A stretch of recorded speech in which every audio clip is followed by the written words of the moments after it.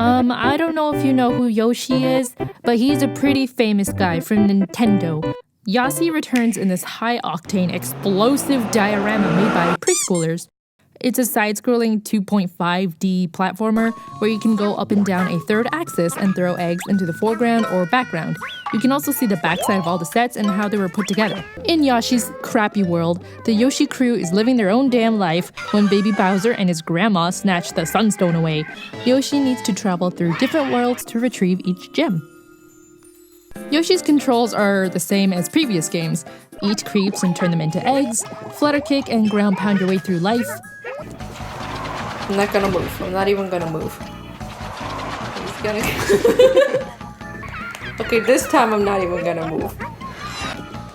Hey, we did it! It's challenging. The difficulty isn't that high since you can flutter kick pretty much indefinitely and the enemies are all passive objects. They were so cute, I didn't want to bother them, but my boyfriend was like, well, another day at the egg factory.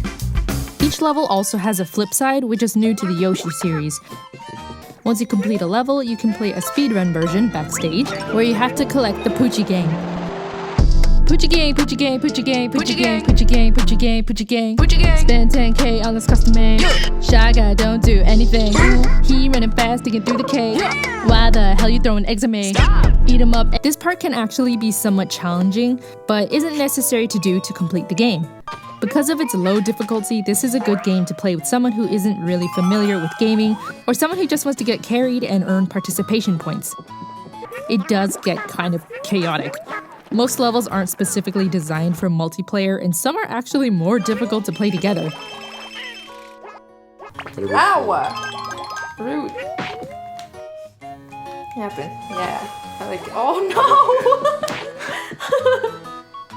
Well, I guess we can't get through here. Why? My boyfriend and I kept accidentally jumping on and off each other and eating each other. We were constantly getting in each other's way, and there's many segments of the game that are made easier if someone just rides the other Yoshi to victory. You have to pay a troll toll using smiley flowers to get into worlds. It's pretty hard not to collect enough of these. The aesthetic is something I enjoy a lot. It's like navigating through a photorealistic arts and crafts table, and there's so many nice details to discover.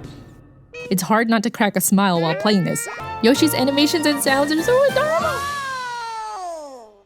Each level has some clever new obstacles introduced, so the gameplay stays fresh throughout. And the flip side level shows off more creative visual details.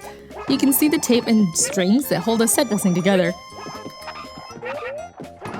The music matches the made by preschooler feel with dopey recorders, dinky xylophones, and squeaky toys.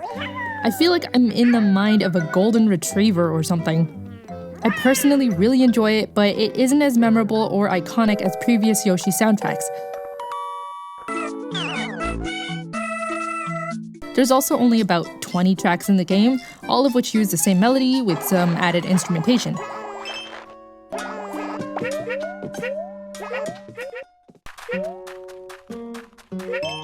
But also keep in mind that Yoshi had a song like this in the past. Also, excuse me, Nintendo, but why are there loot boxes in here? There's a gachapon in each papercraft world where you can collect costumes in exchange for coins collected in the levels. It fully appeals to the collectible chaser in me, what with the rarity levels and the small capsules and the losing of all the money. The costumes provide armor based on rarity, but really, who needs this? Apparently I do. This game is pretty easy, but going through each level was such a delight. I would compare it to riding one of those dark rides with animatronic singing and dancing around you, which isn't for everyone, but I think it's nice to kick back and take in a cute and charming game. There's a lot of twists and surprises that make it fun and interesting for people of all gaming skills. So do I recommend playing this with your partner? Yes, I do. Just make sure they're not like an ass.